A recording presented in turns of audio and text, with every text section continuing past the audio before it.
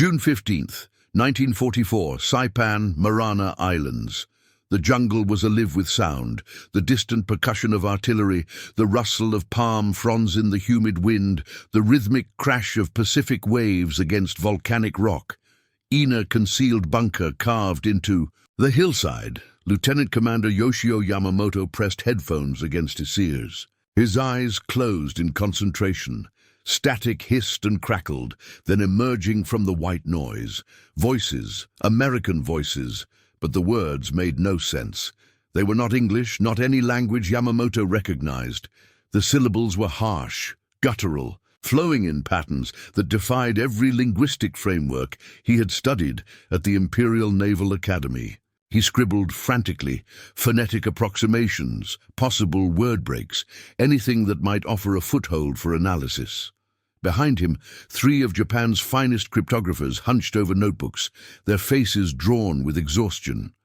For 18 months, they had been intercepting these transmissions. 18 months of recordings, frequency analysis, pattern recognition, 18 months of failure. The Americans were speaking clearly and without encryption devices. No mechanical scramblers, no code books, just voices transmitting battlefield coordinates, troop movements, artillery strikes, information that could turn the tide of battles spoken openly across radio waves. And the Japanese could not understand a single word. By mid-1944, the Imperial Japanese Army had grown, accustomed to intercepting Allied communications. Early in the Pacific War, Japanese intelligence had achieved remarkable success breaking American codes. They had read U.S. Navy dispatches, anticipated fleet movements, exploited careless radio discipline. Japanese cryptographers were highly trained, many educated in Western universities, fluent in English, versed in mathematics and linguistics. They had cracked British ciphers, decoded Chinese transmissions, penetrated Soviet intelligence networks. They were not amateurs, but this strange, incomprehensible language crackling through their radios was something entirely different. Japanese intelligence officers expected American communications to be sophisticated but ultimately breakable. They understood encryption technology. They knew the patterns of military code. They had intercepted thousands of Allied messages and built entire intelligence apparatuses around the assumption that with enough time, enough analysis, any code could be broken. What they did not expect, what they could not have anticipated, was that the Americans would deploy a weapon that rendered cryptography itself irrelevant. A code not built on mathematics or substitution ciphers, but on culture, on identity, on the voices of men whose ancestors had lived on the American continent for thousands of years before any European ship touched its shores. The Navajo Code Talkers. The idea had been born in 1942, proposed by Philip Johnston, a white civil engineer who had grown up on a Navajo reservation. He understood something that military planners had overlooked. The Navajo language was extraordinarily complex, tonal, and unwritten. Fewer than 30 non-Navos in the world could speak it fluently, and none of them were Japanese. It had no alphabet, no linguistic relatives outside the American Southwest, no presence in any academic or military curriculum. It was in essence an unbreakable cipher, created not by machines, but by history itself. The first 29 Navajo recruits arrived at Camp Pendleton in May 1942. They were young men from the mesas and deserts of Arizona and New Mexico, many of whom had attended government boarding schools, where they had been punished for speaking their native language. Now the same government that had tried to erase that language was asking them to weaponize it. They developed a code within the code. Navajo had no words for military terminology, so the code talkers invented them. A tank became a cheahi, tortoise. A submarine became beslo, iron fish. A dive bomber became Guinea chicken hawk. The alphabet was encoded with animal names. A was wali, ant. B was shush, bear. Each letter had multiple Navajo equivalents to prevent pattern recognition. It was elegant. It was instant. And it was utterly impenetrable. On Guadalcanal, Tarawa, Pelu, Ioima, wherever Marine Corps units advanced, Navajo voices followed. They transmitted coordinates for artillery strikes, called in air support, relayed troop movements, all in real time without encryption delay. A message that would take a machine cipher 30 minutes to encode and decode could be spoken and understood in seconds. Speed and security married perfectly. Japanese listening posts recorded everything. They played the transmissions backward, searching for reversed English. They analyzed syllable frequency, hunting for patterns. They compared recordings from different islands, different battles, looking for consistency that might reveal structure. Their linguists consulted with experts in obscure Asian and Pacific languages, wondering if this was some unknown dialect from the Philippines or the Solomon Islands. Nothing worked. Lieutenant Yoshio Yamamoto, who had broken American codes before, who had studied at Berkeley and spoke flawless English, who had been decorated for his intelligence work in China, sat in that bunker on Saipan and confronted something worse than a difficult cipher. He confronted irrelevance. No amount of skill, no mathematical brilliance, no dedication could penetrate this barrier. The code was not complex. It was foreign in a way that transcended analysis. After the war, during interrogations, Japanese intelligence officers spoke with a mixture of frustration and respect. Major General Seo Arisu, Chief of Intelligence for the Imperial Army, stated plainly, "We never cracked it.